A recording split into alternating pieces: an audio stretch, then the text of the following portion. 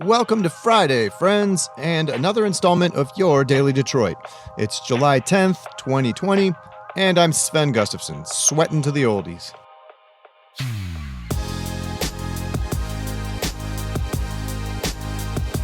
And I'm Jer Stays. You know, Sven, if we're sweating to the oldies, who here is Richard Simmons? We'll pass on that one. On today's show, we dive back into a familiar topic, COVID-19. Look, we all want to be done with this. I want to be done with this.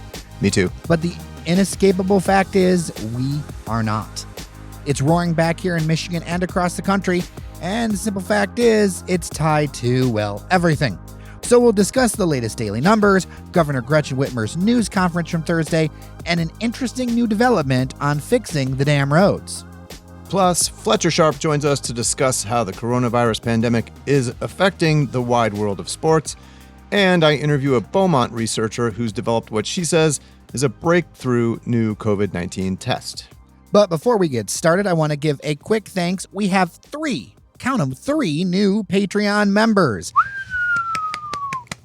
Thank you to Ann, Catherine, and Christopher, who've all decided to join us, and they have remembered to become a member at patreon.com/dailydetroit. And I really do appreciate you. Sven, I know you appreciate them. Absolutely. That makes a huge difference, helps us continue to push Detroit's conversation forward, and continue to give you these valuable bits of updates on what's happening around town and what to know about the coronavirus and everything else. So thank you so much. You can join them at patreon.com/dailydetroit. All right, let's get started. Good news, everybody. We are not going back under stay-at-home quarantine. Not yet, anyways. That was what everybody feared was coming when Governor Gretchen Whitmer announced she was holding a news conference on Thursday morning. But at least for now, that was not part of her news conference. So that's the good news, Jer. Well, that is a bit of good news, but the coronavirus continues to spread in Michigan, now with 446 confirmed cases in the last day and 9 additional deaths. That brings the statewide total to nearly 67,900 cases and 6,024 fatalities. Looking at the current data, most of the increase is from outstate areas. The counties around Grand Rapids are an issue, and the Upper Peninsula is now seeing a spike in cases. The number of COVID-19 cases per 100,000 is slowly increasing in the Tri-County area, but the city of Detroit has had a negligible number of cases in the last 7 days, according to their dashboard, and that is good news. The city of Detroit has a more advanced testing regimen than most of the state and the nation, with access to 15-minute tests when necessary, and that's compared to the week or more wait in many places around the country, and I think that's part of why Detroit's been able to kind of keep a lid on things. Yeah, and I feel like Detroit has also kind of benefited in a way. I mean, I don't want to make light of the situation, but I mean the fact that we were one of the early hotspots in the country. I feel like people around Detroit take this more seriously than a lot of places outside of the central cities and the hotspots that kind of suffered from that first initial wave. And we know better that making a mask and social distancing and everything makes a huge difference. For sure. Jer, as we mentioned, Governor Whitmer held a news conference Thursday morning. You watched it, so our listeners didn't have to. What did she have to say? Yes, sir. Well, Governor Whitmer reinforced that we need to use masks and talked about new implicit bias training that will be required for healthcare professionals to renew or get a license to practice. And what exactly is that again? Implicit bias? All right. Well, implicit bias is kind of like a new concept for folks, but it's thoughts, feelings, and actions that we're unaware of that we're doing or are mistaken about why we're doing them. Because after all, like lots of people, I mean, everybody, including myself, I think everybody I know has held negative stereotypes and they didn't even realize it. Maybe it's something that, like, for me, I had an uncle and a dad who said some pretty terrible things. And I, often think to myself, well, I'm not like that. But those things, you still heard them thousands of times as a kid. They're going to drill into you. So you got to be aware of them and kind of work on ways to be better on a conscious basis.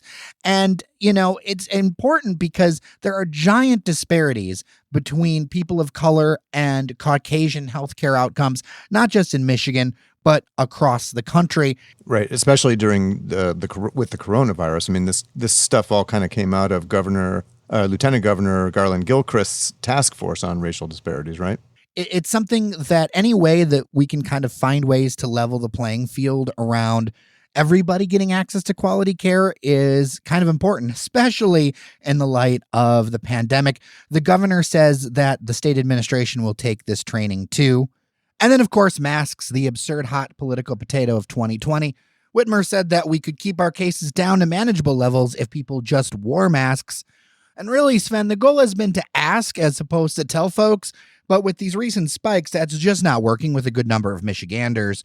So as of this morning, she added some teeth to the mask campaign with a new executive order. It requires any business that is open to the public to refuse entry or service to people who refuse to wear a face covering.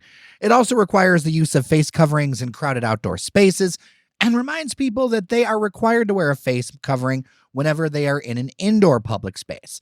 There are some very limited exceptions to the order. Children younger than 5 years old, those who can't medically tolerate a face covering, if you're eating or drinking while seated at a restaurant, and if you remove a mask in religious worship at a house of religious worship. The order goes into effect at 12:01 a.m. Monday. Willful violation is a misdemeanor with a $500 fine, but no jail or confinement. Businesses also must post signs telling customers that they have to wear a mask. I'd note here that pro-business groups like the Detroit Regional Chamber are part of the Mask Up Michigan campaign.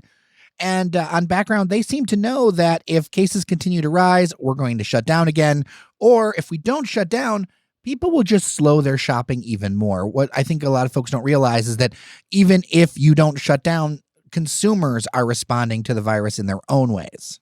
One of the things to look at, though, is that a new Target Point consulting poll shows that Michigan residents are starting to think of the virus as less of a threat.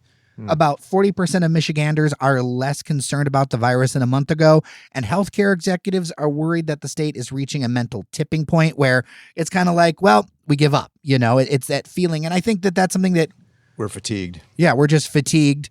That group includes Henry Ford Health Systems and Blue Cross Blue Shield of Michigan, and they're actually going to do a public awareness campaign for masks and good hygiene practices. One thing, Jer, that's really starting, we're hearing a lot more about it is schools, and that, the upcoming school year. We've talked about it. The upcoming school year is really up in the air, especially with the most recent spike in cases. I mean, the governor talked about it, that we have basically 8 weeks to get a handle on the situation if we have any hope of, sending our kids back into classrooms in the fall. Yeah, here's a clip from CNN. We got to get these fundamentals right now. 8 weeks will go by very quickly. And if we don't get a handle on these fundamentals, it's going to be very risky to debate whether or not we send kids back into classrooms. And that's the last thing anyone wants. As a parent, as a governor, I want to get our kids back in in-person instruction.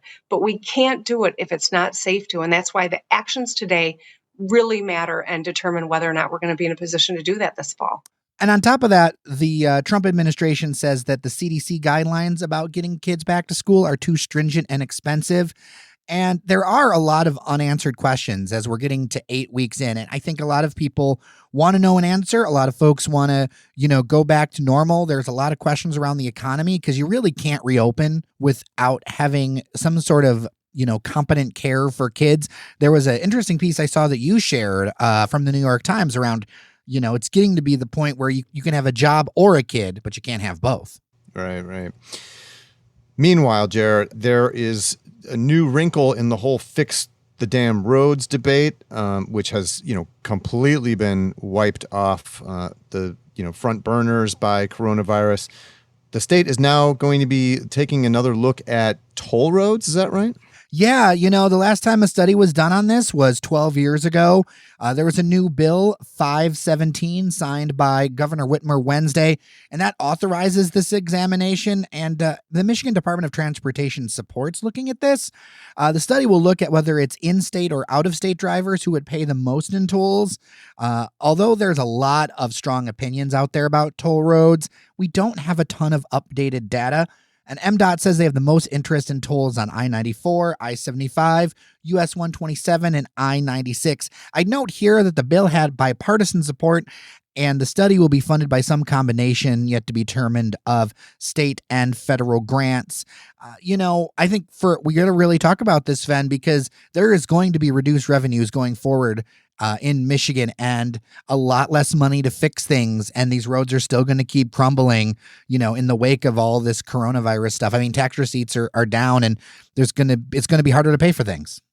No question. Anybody who's noticed the decline in vehicle traffic during, especially the early days of the pandemic, that adds up to, a lot. I don't know about you, Jared, but I sure was driving my car a lot less, buying a lot less fuel, which means a lot less money to fix roads and bridges, which is definitely not good news in a state like Michigan. I mean, I will say, Jared, I have, driven around the Midwest a lot in recent years through Indiana, Illinois, which are states that are toll road, they have toll roads, and you can get, I used to absolutely hate toll roads, right? Like you have to wait in the lines and everything. Well, I don't know, 10, 15 years ago, I'm not sure when it was, they came out with the little transponder things that you can stick on your windscreen, essentially, like behind your driver's mirror.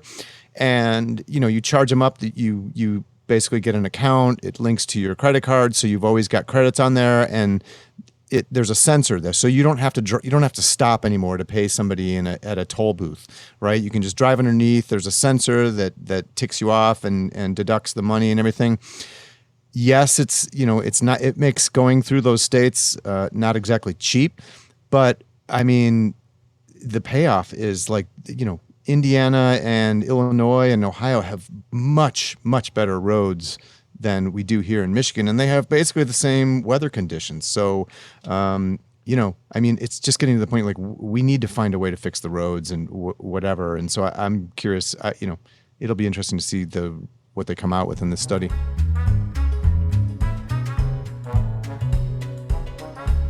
So one of the hottest topics in Detroit, which is such a sports town, is always sports, but unfortunately, it looks like we're having more and more challenges with sports on the pro, collegiate, and high school levels.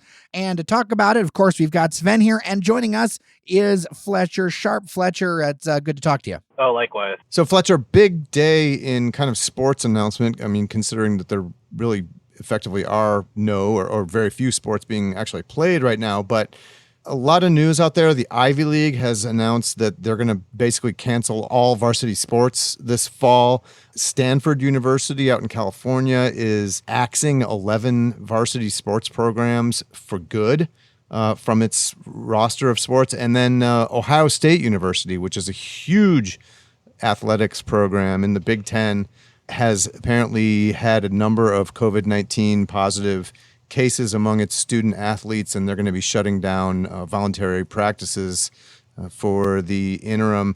What do you make of all this, Fletcher, and what does it suggest about this fall when the college seasons start up? I don't want to make an indictment of anyone's intelligence at all. I want to say that before I say what I'm about to say. But you notice that the Ivy League schools in Stanford, institutes known for being very, very smart people, were like, you know what, we can't make contact sports a thing if this is continuing, and they decided to stop. That should tell you something right there. Ivy League schools maybe not so much, but I know Stanford, they make a fair amount of money through people who graduate and come back and donate, but also through their sports programs. Mm-hmm. Their football team's pretty good. Their basketball team's pretty good. As with most Pac-12 or Pac-10 or Pac-8, I don't know what they are anymore, but with most West Coast schools, their track programs are really good. So if they're shutting down one of their major money makers to say, hey, we probably shouldn't do this right now, that should be an indictment of hey, this is serious. This is a serious thing. We should be taking it seriously. And honestly, I'm still kind of surprised that it's taking so long to do anything. We mentioned Ohio State shutting down voluntary practices for their fall sports. That surprised me a little bit. I don't expect them to stop. I figured most of the blue blood schools that are very, very good at football, your Ohio States, you could say your Michigans, Alabama, Florida, etc., probably would do the best they could to keep football going. But the fact that they're turning down their voluntary practices, which are the cornerstone, for those who have not played football, those are the cornerstone moments during the summer where you kind of bond if you're new to the team. If you are going from a backup to a starter, those are your moments to really get in your time to like connect. So when you get to put on pads and be with everyone else, you know what you're doing. So they're axing that moment right there to say, hey, we need to like evaluate if we can do this or not, or even if it's just a PR move. Like that's saying something right there. Yeah. Because this is a school that was very close, and I remember very close, if not in college football playoff last year. They're not a slouch. This is not some program that just was getting by the best they could, 8-8, whatever season. This is a team that was like one of the top 6 best teams in the country. So if they're trying to evaluate what they need to be doing going forward, I think the rest of us should be looking at that as well. So one of the big concerns here, I mean, people don't realize this, but college sports is a big business, especially college football. It brings in a lot of revenue for the schools, and it also helps pay for, in some cases, other programs. And TV networks too. Oh, and TV networks. But these students don't get paid. And there's a lot of concerns, especially when you're dealing with campuses with, thousands upon thousands of students going through them. What do you think, Fletch? I think that sucks, but you're not going to get a tear from me at all if they have to shut down an athletic program to keep people safe. As a college athlete, I ran track. I've seen many, many people with talent, whether it's football, basketball, track and field, baseball, whatever. Many, many talented people come to programs and give their all and bust their humps for programs and have like one injury or something, rob them of potential professional status. And it's like, well, sucks, but thanks for giving us the money or whatever. There's a football player, Lattimore for South Carolina comes to mind. He blew out both of his knees gruesomely on television and like drastically altered his life because walking for him is even difficult.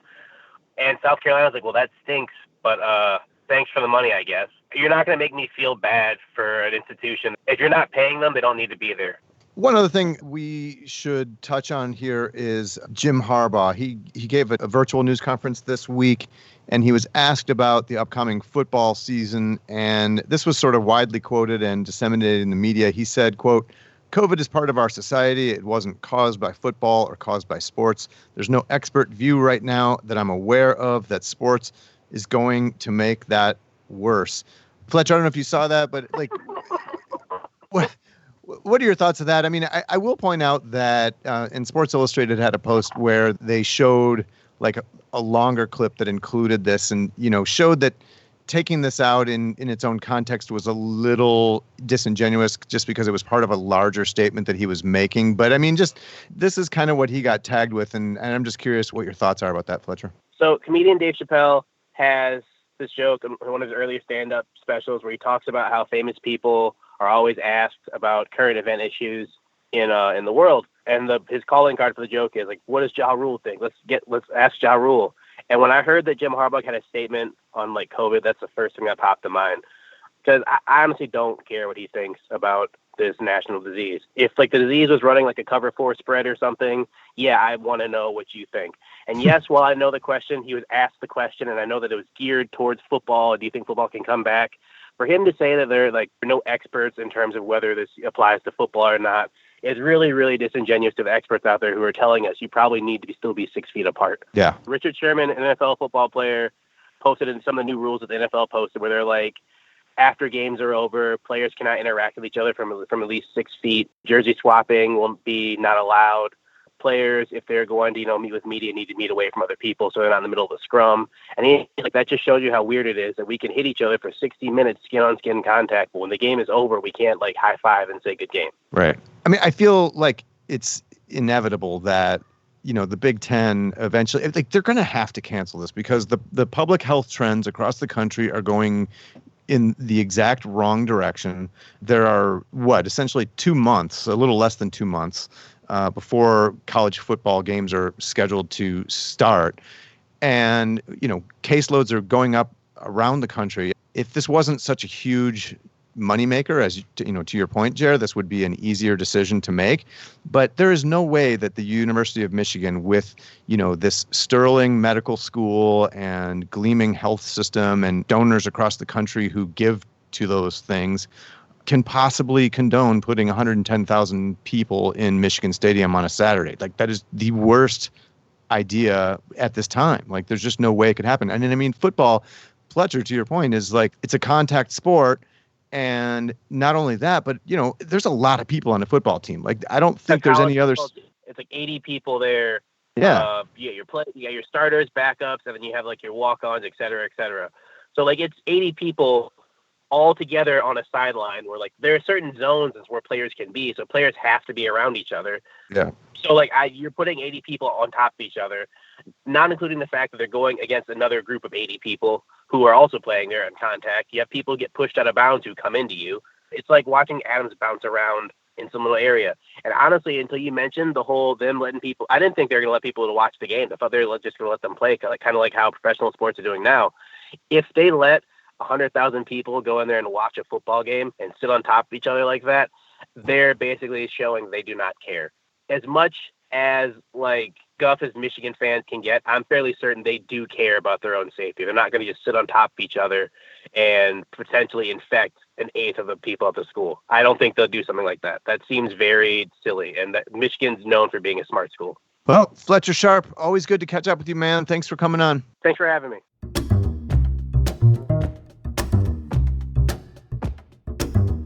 There is some good news out of Beaumont Health, where researchers have come up with a new test to detect COVID-19. They say it yields accurate results in just 30 to 45 minutes. Joining us via Skype is Laura Lamb. She is Director of Translational Urology Research at Beaumont Research Institute. Dr. Lamb, welcome to Daily Detroit. Thank you so much. I'm so excited to be here. Absolutely. Tell us about this test. What is it and how did you discover it? So this test is something that we originally set out to be inexpensive, to be relatively quick, and to be able to be done anywhere, not just where there's a medical laboratory nearby, so outside of a hospital or a doctor's office setting. And so this story kind of actually starts a couple of years ago when Zika virus was around. We took a technology and developed it for Zika virus detection in urine and serum.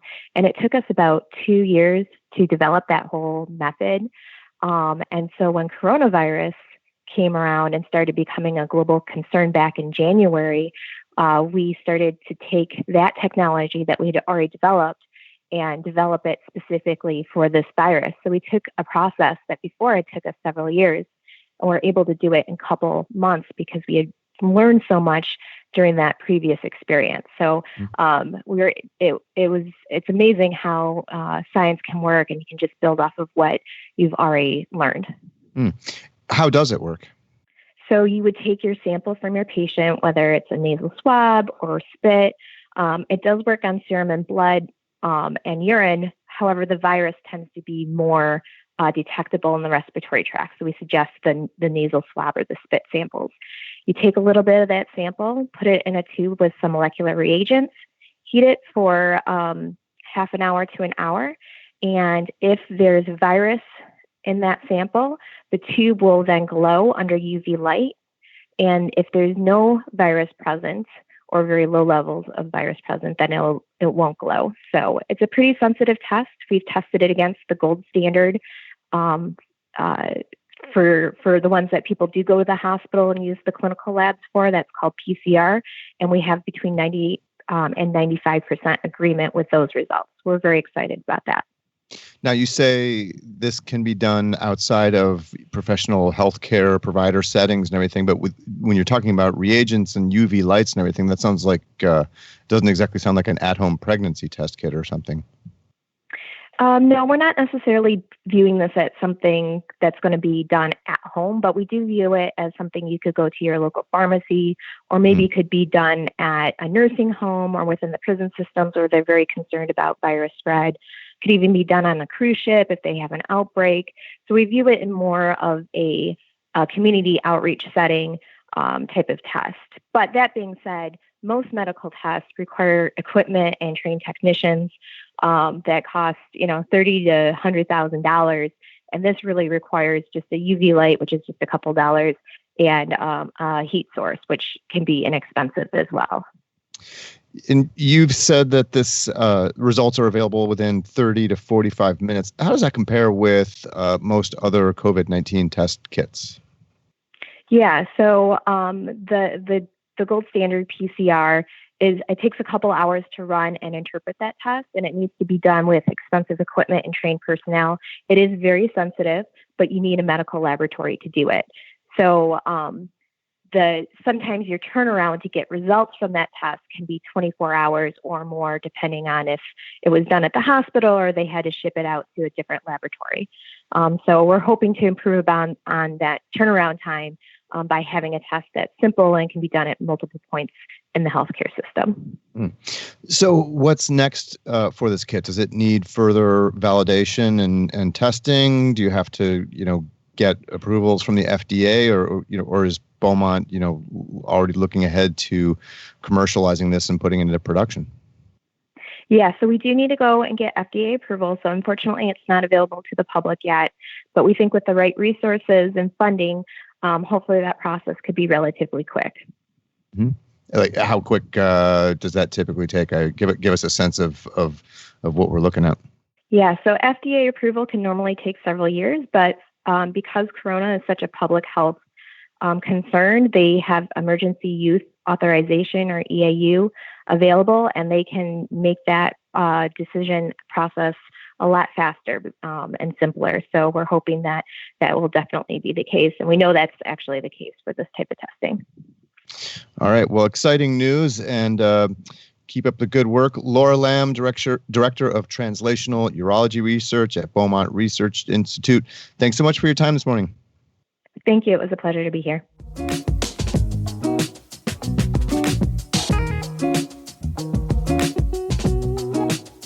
Before we let you go, I wanted to pass along the quick word that 2 giant cranes are planned to arrive by Monday at the Hudson's Block in downtown Detroit on Woodward Avenue.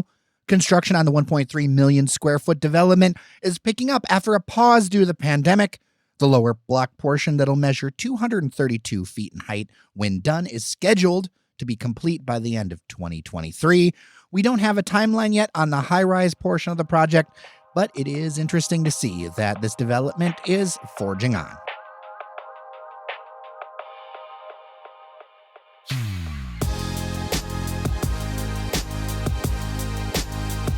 And that'll do it for today's show, friends. With the weekend at hand, our customary thanks are in order. To producer extraordinaire Cheyenne Nocerini, Randy Walker for his technical assistance, Fletcher Sharp for his contributions, to all our Patreon members over at patreon.com/dailydetroit, and above all, thanks to each of you for listening. Until next week, I'm Sven Gustafson. And I'm Jer Stays. Take care of each other, and we'll get through this together.